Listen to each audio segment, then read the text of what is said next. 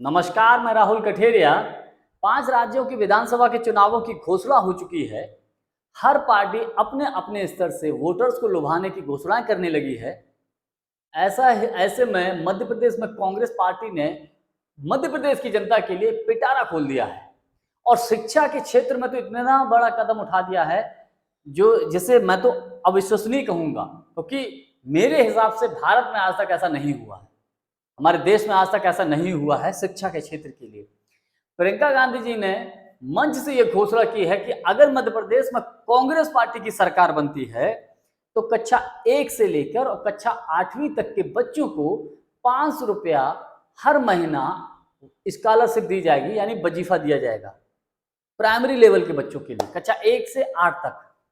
अब बात कर लें कक्षा 9 और 10 के बच्चों को हर महीना 1000 रुपया वजीफा दिया जाएगा, यानी कि स्कॉलरशिप दी जाएगी।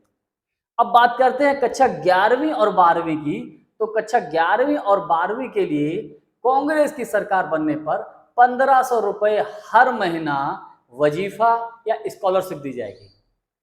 दोस्तों, ये जो कदम है कांग्रेस का, अगर मध्य प्रदेश में कांग्रेस की सरकार बनती है तो शिक्षा के क्षेत्र के लिए बहुत बड़ा क्रांतिकारी कदम होगा। ये बात मैं इसलिए बोल रहा हूं, जैसा कि हम सभी जानते हैं, गरीब, किसान, मजदूर, आदिवासी, मध्यम वर्गीय परिवार, बहुत से लोगों पर, इन सभी लोगों पर जो है बच्चों को पढ़ाने का बोझ बहुत अधिक पड़ जाता है, क्योंकि आजकल के दौर में इनकम का जरिया तो है नहीं, इनकम तो धीरे धीरे कम होती जा रही है। अब बच्चों की शिक्षा का जो खर्च है वो बढ़ता है। तो अगर एमपी में कांग्रेस की सरकार ये घोषणा करती है तो आप यकीन मानिए कि शिक्षा के क्षेत्र में बहुत बड़ी क्रांति होगी। इसके अलावा और भी कई घोषणाएं कांग्रेस ने की है, जैसे कि अगर कांग्रेस की सरकार बनती है तो किसानों का कर्जा माफ होगा, और भी कई तमाम घोषणाएं। लेकिन मेरा मानना यह है कि शिक्षा के लिए और रोजगार के लिए जो घोषणाएं होती हैं वो बहुत महत्वपूर्ण रहती हैं, क्योंकि बच्चे हमारे देश का भविष्य है, आने वाला कल है। कांग्रेस पार्टी जिस प्रकार से हर राज्य दर राज्य में जिस प्रकार से घोषणाएं कर रही है, और ऐसा नहीं कि केवल घोषणाएं कर रही है, आप अभी कुछ राज्यों में विधानसभा का चुनाव हुआ था, जैसे कि हिमाचल प्रदेश, कर्नाटका में, तो वहां पर कांग्रेस ने जो घोषणाएं की थी वो सारी की सारी घोषणाएं पूरी भी की हैं। जैसे कि कर्नाटका में कहा था कि महिलाओं को बस में फ्री यात्रा होगी, तो फ्री यात्रा हो रही है।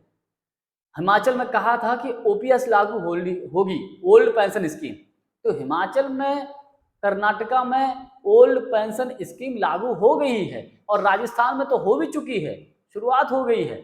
तो कहने का मतलब यह है कि कांग्रेस जो घोषणाएं करती है उनको पूरा भी करके दिखाती है, ये कांग्रेस पार्टी के नेताओं का कहना है।